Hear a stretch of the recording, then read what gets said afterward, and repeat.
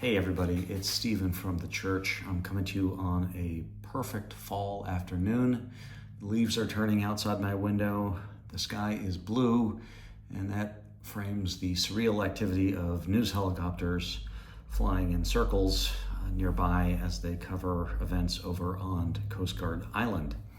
As many of you know, there are reports of a buildup of immigrations and customs enforcement agents over there preparing to stage wider activity in the Bay Area. This all feels surreal to me, though for many others it is threatening to their livelihoods and their families, and in some cases their very lives. There was a protest over this morning at the entrance to the Coast Guard station.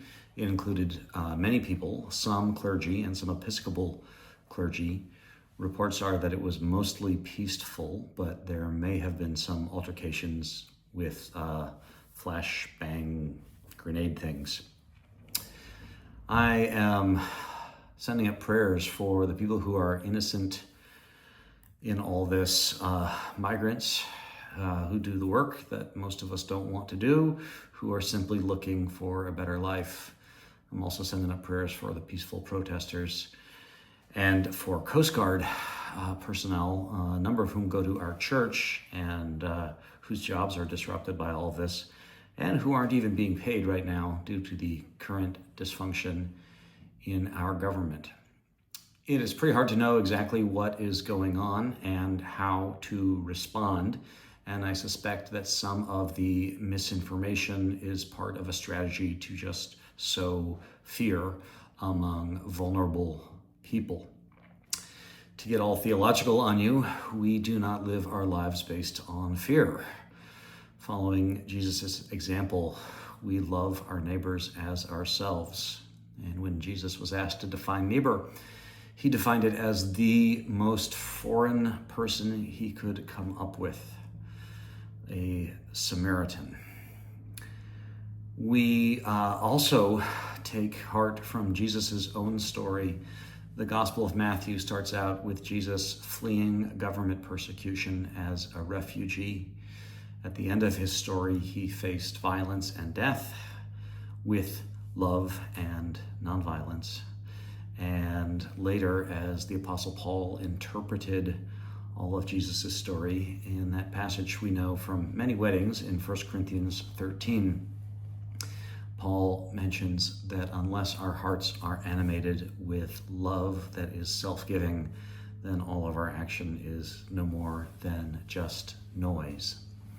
If you are anxious or concerned or feel like you want to do something, please feel free to reach out to me. On our Facebook page, I posted some resources for responding to activity by ICE agents. We'll have more to come from the church shortly. This is a very odd context in which to say, hey, it's time to raise money for our church. It's our faithful giving season, and we're asking the question, where do we go from here? I actually think, however, that there is a relationship between the polarization and dysfunction of our community and what we are called to do as people of a church. Foremost is standing up for community, for knowing one another, for getting face to face with people we don't necessarily agree with, and working on common problems. We are also called to pass on the lessons that have been so hard fought in our tradition on love and kindness and generosity to our children. And we have an opportunity to support the huge range of good work that Christ Church does when it comes to serving folks who are homeless or living on the margins or who don't have enough to eat or who can't find a place to get clean. The anxiety in the environment all around us likely adds to the financial anxiety that people feel, and churches definitely get that echo in terms of financial commitments to the church. As our church expands to meet the needs of a growing population. We are pressed by inflation, rising costs on things like healthcare and utilities, and more people to serve. And so we are asking folks, if they can, to dig a little deeper this year and help us fund our budget so that we can expand the ministry we offer to the folks who already come to church and those who are just curious about what we all do when we get together and are interested in becoming part of a community that tries to live in Jesus's example.